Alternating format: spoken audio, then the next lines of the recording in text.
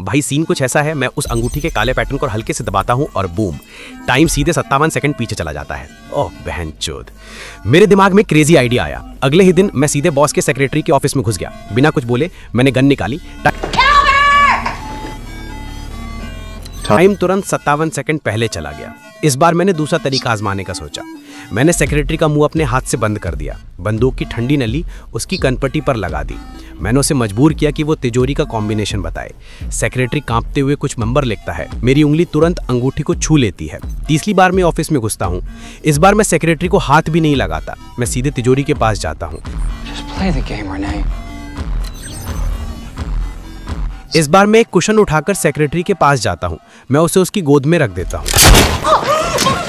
ठीक है, अगली बार ये तुम्हारी जांग नहीं होगी, तुम्हारा सिर होगा। मेरा विश्वास करो, ये बिल्कुल भी अच्छा नहीं लगेगा। अब बताओ तिजोरी का कोड क्या है? खतरे को भांपते हुए वो जल्दी से कोड बता देती है। मैं फुर्ती से अंगूठी को छूता हूँ।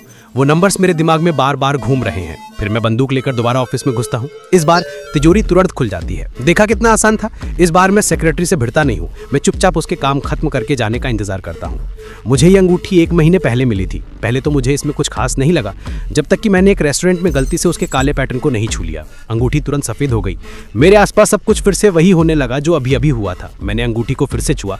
जब वो दोबारा काली हो गई तो कुछ नहीं हुआ। मैंने ठीक टाइम देखने के लिए अपना फोन निकाला। टाइम 57 सेकंड पीछे चला जाता है और कूल डाउन भी 57 सेकंड का ही है। टाइम कम है लेकिन मेरे लिए बहुत कुछ करने के लिए काफ़ी है। अगले दिन टीवी पर एक कसिनो का ऐड मेरी नज़र में आता है। मेरे दिमाग में एक ज़बरदस्त आइडिया आता है। मैं सीधे पास के कसिनो में पहुंच जाता हूं। मैं सबसे ज़्यादा ऑड्स वाले रूलेट टेबल पर खड़ा हो जाता हूं। मैं $100 के चिप्स लेता हूं। मैं सब कुछ नंबर 7 पर लगा देता हूं। डीलर बॉल फेंकता है। जैसा कि सोचा था वो 15 पर रुकती है। मैं अंगूठी दबाता हूँ। इस बार मैं सारे चिप्स 15 पर लगा देता हूँ। बॉल ठीक उसी पर आकर रुक जाती है। मैं $30,000 जीत जाता हूँ। मैं शांति से कैश आउट करने के लिए काउंटर पर जाता हूँ। मैं ज़्यादा लाइमलाइट में आने का खतरा समझता हूँ।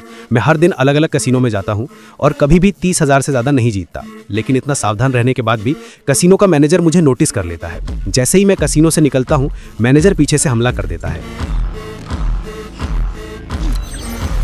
मैं पैसे पकड़कर भागने लगता हूँ। मेरे घबराए हुए रिएक्शन से उनका शक पक्का हो जाता है। सिक्योरिटी गार्ड मेरे पीछे पड़ जाते हैं। मैं पैसे हवा में फेंक देता हूँ, लेकिन जैसे ही मैं कसिनो के दरवाजे से बाहर निकलता हूँ फिर भी एक हादसा हो जाता है।